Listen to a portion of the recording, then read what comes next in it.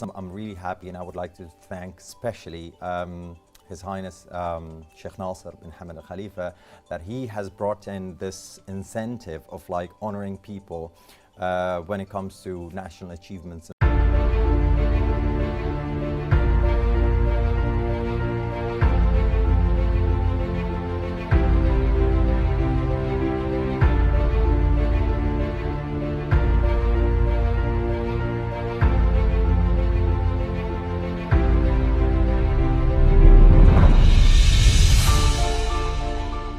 It is known that once you quit modeling, coming back to it with an equal success is quite difficult. Today we have in our studios an international model who has worked for high-end brands, beginning his career with the likes of Versace and returning with TV's Apache.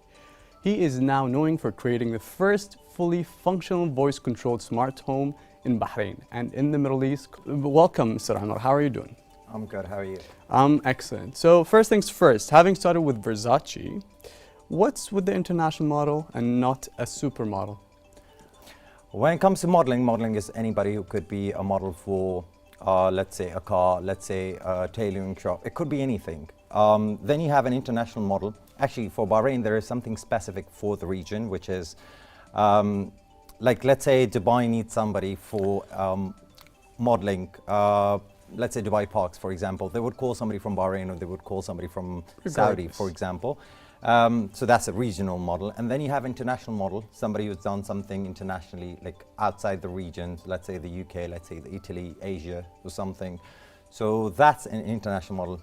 Supermodel, unfortunately, we don't really focus on that in the Middle East. When I started my career in the beginning, I was on cover pages of quite a few magazines, but then because of certain reasons, I had to quit modeling. Yeah. And when I came back to it, I was like, I'm not going to go to that level because I've got other things as well. What you're saying, you used to be a supermodel?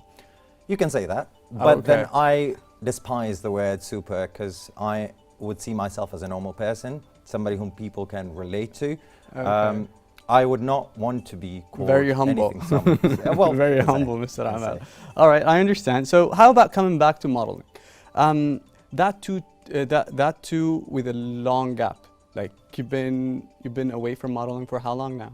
Well, that was like a 9 years, 10-year gap, something. All right. Well, basically, I didn't really want to come back to it. I was working on the voice control smart home back in 2017, and I was like, okay, let me revamp my Instagram and my social media stuff like Facebook and so on with the pictures and stuff, like my pictures. So, you know, it gives people attention and stuff.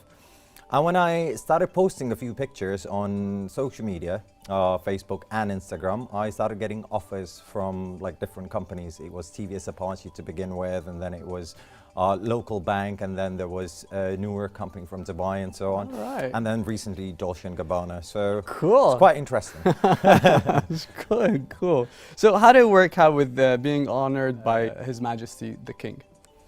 Like in the beginning of the month, I actually got a call from Ministry of Youth and Sport Affairs saying that I have been selected to be honored by His Royal Majesty the King, King Hamad bin Isa Al Khalifa, and by His Highness Sheikh Nasser bin Hamad. It's the King's invitation, so they're honoring people who have national achievements or international achievements. Oh, wow. So I was like over the moon for that. Right on, of course. So how important was this for people like you? It was very important because it's like, you know, you put in time, you put in an effort, like trying to read somewhere and trying to bring Bahrain's name out. So it's a boost of morale, would you say? That as well, and for the country as well. It's basically, you know, like people usually ask, what has the country done for me? Right. And it's like, well, I'd say, what have I done for the country?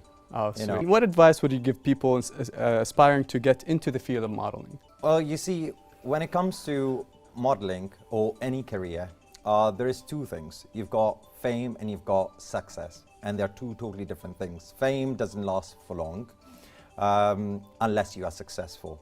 But if you are successful, you don't need social media, you don't need anything else. So I would suggest people that they work on their success when it comes to dealing with whatever they love.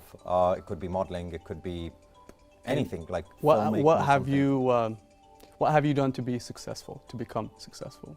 What have I done? Yeah. I've put in all the time and the effort and everything. Like, you know, it's not easy to have a full-time course. job and modeling and smart home and nutrition advisor and the other things I do, videography and stuff. So, yeah. So what kind of training do you need to be a model like you are? Well, for some people, it just comes naturally. It's all about the attitude. Okay. It's basically like, you know, your height, your weight, everything like plays a part of it. But for some people, it's just like passion. So, you know, you could fit in, like nowadays, you could fit in as a model with any height or any weight, depending on what you're advertising. So it's all about passion and attitude. Right. So what's your regimen before a shoot? What do you do to prepare for it? For me, being a typical tourist and the materialistic person I am, I'd go to the spa and I'll like spend my time and I'll relax and stuff. Like, you know, it's like work is being hectic as well. So, you know, it takes you off that thing. Right. So now tell me about the smart homes. Yeah. Tell me about that. Smart home market is a huge market. It's an untapped market. Something Bahrain could actually look in diversifying the economy, because like Bahrain, it used to be, well, it was the first one to discover oil. It's got the history which is like 5,000, 6,000 years old. So Bahrain has the potential to do a lot. And bringing in a smart home concept, which is hardly there in the region either, was something like I was excited about. So when it came to, like, the first thing I saw online was a robot vacuum cleaner. Right. And I programmed it, not having a background, like no IT background, no AutoCAD, nothing. Wow. So I programmed it to work with voice control. So it became the first one in the world. Huh. So that was an interesting thing. Then I was like, okay, if I have to have a home, it has to have all the things in there, you know. So it has to have a smart vacuum cleaner, a smart coffee maker, and all of that. Fridge. It works with your voice, basically, Yeah. or automation. So Right. let's say I'm leaving from work and it's going to be hot at home and stuff, so I can turn on the AC while I leave. Yeah. Did you have to use anything with Google or Alexa or all these? Well, you have a lot of platforms. You've got Bixby by Samsung, you've got Alexa by Amazon, and you've got Google Home by Android. You could use any platform. Yeah. It's What just do you like use now? connecting. I'm using Google. All I'm right. an Android person. I'm an Cool. Android person. So did you ever envision yourself doing all these things when you were younger? Not really. I was not an outdoor kid at all. I used to cry when I used to go out. I used to be happy at home. I used to like set up like tracks of trains and stuff, like, you know, watching them going around me. And, you know, like people used to come home and they used to tell my dad, he's going to be a control freak, like having trains around him and, you know, he's watching and he's controlling and stuff. So I wasn't really a kind of a person who would like have dreams and hopes and stuff. I wanted to do something different. So Right. I kept trying on different things, something which I liked. I didn't want to have a set route for me. That, Right. okay, you have to do this. You know, my parents were never like that, which was a good thing. Speaking of something you like, what's your favorite piece of smart tech in your home as of now? I would say the vacuum cleaner. The vacuum cleaner. Why? Because I'm a very messy person. It just goes around, does the cleaning, job done, and so on. Yep.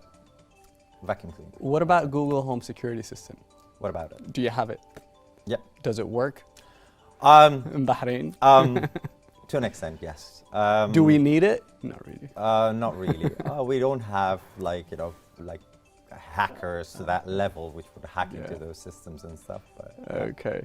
All right. So is there any message you'd like to convey before we conclude the segment? To the people or to the government, or what message would you like from me? Okay, if I was to give a message out to people and the country itself, I would say that there's a lot to be explored. There's a lot that could be done. Diversifying the economy, personal growth, career growth. There are a lot of things a person could do. Even when it comes to government, like, you know, I'm really happy, and I would like to thank especially His Highness Sheikh Nasser bin Hamad Al Khalifa, that he has brought in this incentive of like honoring people when it comes to national achievements and stuff. And there has been a drastic improvement over the year when it comes to awarding people and stuff. One of the things that the government could actually do is like when it comes to people who have achieved something on an international level, they could provide some more incentives. They could, like, you know, help them financially or something. Because there are a lot of bodybuilders, there's a lot of sports people, there are a lot of people who are doing a lot of things, and it takes time and effort. You know, you have to, you might be working, you might not be working, you might be taking loans and stuff. There are quite a few things, you know. The country could actually build on the local talent. Definitely. Which is huge. Definitely. That's my message. Thank you, Mr. Hamad. You're welcome. You have a great day now. You Thanks for too. being here.